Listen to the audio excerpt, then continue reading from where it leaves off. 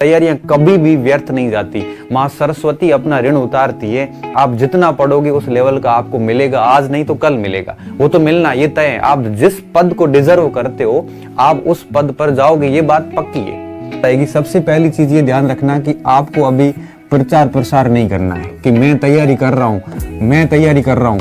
अगर ऐसा प्रचार करना शुरू कर दिया तो ध्यान रखना ये प्रचार प्रसार आपको ले डूबेगा। अपने आप को गायब कर दो दुनिया से कि मैं तैयारी कर रहा हूँ, मैं क्या कर रहा हूँ, मैं क्या नहीं कर रहा हूँ। किसी को कुछ नहीं बताना है। आप अपने आप को ही बताओ कि मैं प्रिपरेशन कर रहा हूँ। एक गलती ये कर रहे हो आप, प्लीज ये मत करना। प्रचार प्रसार छोड़ दो, किसी को कुछ नहीं करना। तैयारियां हमेशा साइलेंट होती, परिणाम हमेशा प्रचार देता है।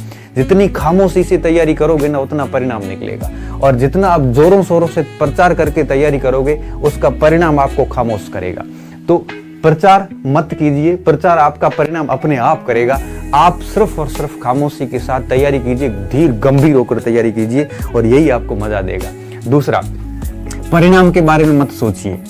परिणाम के बारे में कब देखो, परिणाम इसके अलावा पद की संख्या कितनी है, परिणाम के बारे में सोच लिया, पद की संख्या सोच ली, परीक्षा तिथि के बारे में सोच लिया, और ये सारी अगर चीजें सोची तो निश्चित रूप से आप भयभीत हो जाओगे। और भयभीत होने के बाद में हमेशा देखना, भय में कभी प्रदर्शन अच्छा नहीं होता है। तीसरा, हम बहुत अस्त व्यस्त हैं आजकल कि किस टाइम क्या पढ़ना है, आपको कुछ भी नहीं पता। एक किताब ली है, पूरी करी, बाकी सारी किताबें छोड़ दी। आपको ये भी नहीं पता आज इतिहास पढ़ी है, कल साइकोलॉजी पढ़ रहा है, परसों शिक्षण विद्या पढ़ रहा है, कभी गणित पढ़ रहे हैं, कभी विज्ञान पढ़ रहे हैं। ऐसा आपका कभी सिलेक्शन नहीं होगा। मेहनत करना है, लेकिन ध्यान इस चीज का रखना, अगर आपका डायरेक्शन सही है नहीं है तो कभी मंजिल नहीं आएगी। मान लो ये मंजिल है यहाँ पे और आप यहाँ खड़े हैं, आप यहाँ जा रहे हैं, अगर आपका रास्ता सही नहीं है तो मंजिल कभी नहीं आएगी, आप कितनी हार्ड मेहनत कर लो।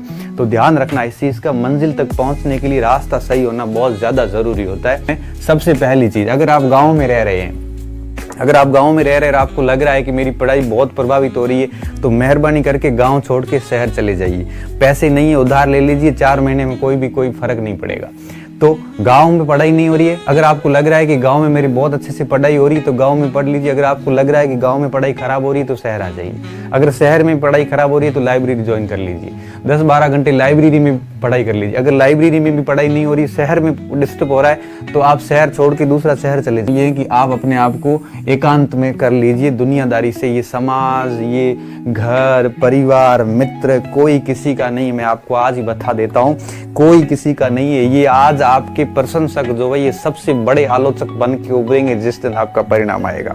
जिस दिन आपका परिणाम नेगेटिव आएगा, ये सारे के सारे जो आलोचक, ये प्रशंसक है, आज के ये कल आलोचक बनेंगे। आज जो आपको कह रहे हैं ना कि तेरे तो इतने टेस्ट में मार्क्स आ रहे हैं, तेरे इतनी बढ़िया तैयारी, तेरे को हर प्रश्न का जवाब आता है, ये लोग जो है ये आपको चढ़ा रहे हैं। और ये लोग सबसे घातक प्राणी है आपके लिए। मैं और बता देता हूँ, ये आपको हवाई बातें करके आपको बहुत चढ़ाएंगे और लास्ट में जब आप फेल होंगे तब यही लोग आके कहेंगे कि यार तेरे तो इस स्तर की तैयारी नहीं थी।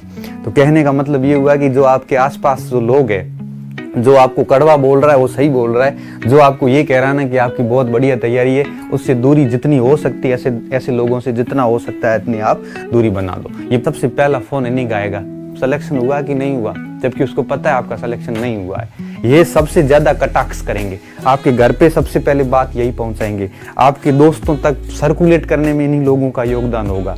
इसीलिए कह रहा हूँ इन सब लोगों को एक प्रकार से परिणाम से जवाब देना और ऐसे लोगों का थोड़ा सा ध्यान रखना। मैं तो सिर्फ इतना ही कहूँगा।